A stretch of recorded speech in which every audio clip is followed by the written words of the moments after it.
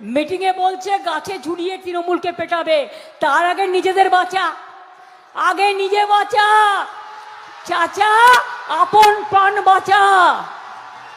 নির্বাচনের আগেই যদি এইভাবে হুঙ্কার দিস, তা নির্বাচনের পরে তোরা কি হয়ে যাবি বাবা?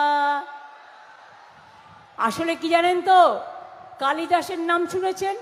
মহাকবি কালিদাস যে গাছে উঠেছিল, সেই গাছের ডালে বসেছিল, সেই ডালটা কাটছিল। তেরাও হচ্ছে যে গাছের ডালে বসে আছে, সেই ডালটা কাটছে। আরে বিজেপি থাকবি না তো তুই থাকবি কোত্থেকে? 3 দিন আগে তো লোকসভায় হেরেছে, ঝামা ঘষে দিয়েছি মুখে, বাংলাকে টার্গেট করেছে। তাই আগামী দিন এই 2026-এ বিজেপি সরকার যাবে। এটা হচ্ছে মাইনরিটি গভর্নমেন্ট বিজেপি। আমরা সবাই মিলে জোট বেঁধে বিজেপিকে হাঁটাবো, এটা আমাদের টার্গেট।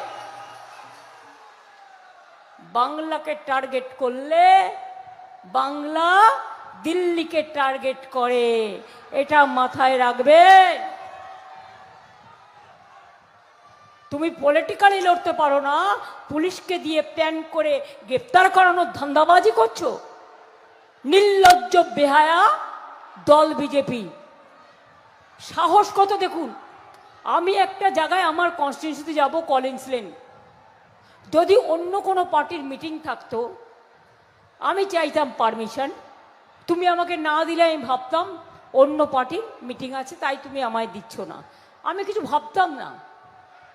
কোনো পার্টির মিটিং নেই, এত বড় সাহস ওই গদ্দার একজনকে ভবানীপুরে রিটার্নিং অফিসার করে নিয়ে এসছে। সে বলছে না, পারমিশন দেব না, আমি দেখব নির্বাচনের পরে তোমাকে বিজেপি গভর্নর করে না রাষ্ট্রপতি করে, এটাও আমি দেখে নেব। তুমি থাকো তো বারুইপুরে, তোমাকে আমরাই ভিডিও বানিয়েছিলাম, তুমি তো রিটার্নিং অফিসার হওয়ার যোগ্যতা নেই তোমার। তুমি আমাকে পারমিশন না দিয়ে আটকাবে? আমি মিটিং করব না, কিন্তু আমি চা খেতে তো যেতে পারি। কি মা বোনেরা, যে কোনো এরিয়ায় গিয়ে অ্যাজ এ ক্যান্ডিডেট আমি তো চা খেতে যেতেই পারি। তুমি আমার চা খাওয়া বন্ধ করো তো, সাহস থাকলে দেখব। বন্ধ করো, আমার মিটিং করার দরকার নেই।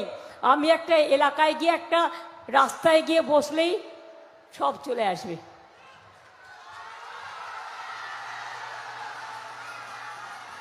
ইটের জবাব আমি পাটকেলে দিই। আবার বলছে ইলেকশনের দিন 3টে ওয়ার্ড বেছে নিয়েছে, 74 নম্বর ওয়ার্ড আমার কনস্টিটিউন্সিতে, 77 নম্বর ওয়ার্ড আর 63 নম্বর ওয়ার্ড। ফোর্স লাগিয়ে সেন্ট্রাল ফোর্সকে দিয়ে ছাপ্পা করবে। এমন ধাপ্পা দেব না, বুঝবে ঠেলা। ঢোকার ডালনা খাওয়াবো, আর বিচুটি পাতার ঝোল খাওয়াবো, আর নিম পাতার চাটনি খাওয়াবো। তুমি আমাকে চেনো না, যেখানে তুমি গন্ডগোল করবে আমি গিয়ে হাজির হব। তুমি আটকাও আমাকে, আমাকে তুমি ব্যান করবে। আমাকে ব্যান করলে সারা ভারতবর্ষ, সারা পৃথিবী আমাকে দেখাবে। আমি ঘরে বসে সত্যাগ্রহ করব। সরকারের কাজ দেখেছেন 2019 থেকে 2021-এর মে অত্যন্ত কম সময় ও সুযোগ পেয়েছিল, কিন্তু বিজেপি যা 7 বছরে পারেনি ও তার 10 গুণ কাজ 15-16 মাসের মধ্যে করেছে। জল নিকাশি সমস্যা, এমনকি গরিব মানুষকে তাদের বাড়ি থেকে উচ্ছেদ করেছে এই রেলওয়ে নরেন্দ্র মোদীর অধীনে। আমি একটা কথা স্পষ্টত সবাইকে বলতে চাই, যতদিন তৃণমূল আছে আর আমরা আছি, আমার দায়িত্ব এই মাটি থেকে কাউকে রেলওয়ে উচ্ছেদ করতে পারবে না। আমি আপনাদের দায়িত্ব নিয়ে বলবো, প্রদীপ সরকারকে 25,000-এর বেশি ব্যবধানে জেতান।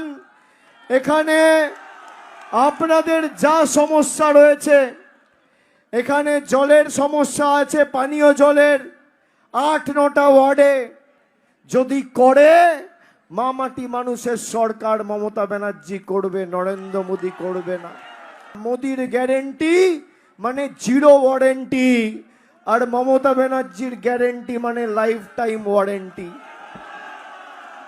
আমরা কথা দিয়ে কথা রেখেছি। রাস্তাঘাট নতুন করে তৈরি করা থেকে শুরু করে খড়গপুরে প্রায় 13,000 যুবক যুবতীকে গত 2 মাস ধরে যুব সাথীতে 1500 টাকা দিয়েছে মমতা বন্দ্যোপাধ্যায়ের সরকার। যারা আমাদের সমালোচনা করত তারাও লাইনে দাঁড়িয়ে যুব সাথীর ফর্ম ফিল আপ করেছে। এটাই তো মামাটি মানুষের সরকার। দিলীপ ঘোষের 2016 থেকে 19 3.5 বছর বনাম প্রদীপ সরকারের 1.5 বছর। আমি রিপোর্ট কার্ড নিয়ে আসার জন্য বলবো বিজেপির নেতাদের, একদিকে আমাদের 1.5 বছরের উন্নয়নের খতিয়ান, আর একদিকে বিজেপির 3.5 বছর আর 5 বছরের সাংসদের উন্নয়নের খতিয়ান। লেজে গোবরে করে ভোকাট্টা করে মাঠের বাইরে না বার করতে পারলে আমার নাম অভিষেক বন্দ্যোপাধ্যায় না। আমি আপনাদের কথা দিয়ে যাচ্ছি, এক হচ্ছে কোনো গরিব মানুষকে গায়ের জোরে রেলওয়ে উচ্ছেদ করবে না অভিষেক বন্দ্যোপাধ্যায়, তার আগে আপনাদের পাশে এসে দাঁড়াবে। 2, এখানে জলের যে সমস্যা রয়েছে সেই সমস্যার সমাধান করার জন্য কেন্দ্র সরকার সাহায্য করুক বা না করুক, আমাদের রাজ্য সরকার আগামী 5 বছরের মধ্যে প্রত্যেকটা বাড়িতে নলবাহিত পানীয় জলের সুব্যবস্থা করবে। আর তৃতীয়, এখানে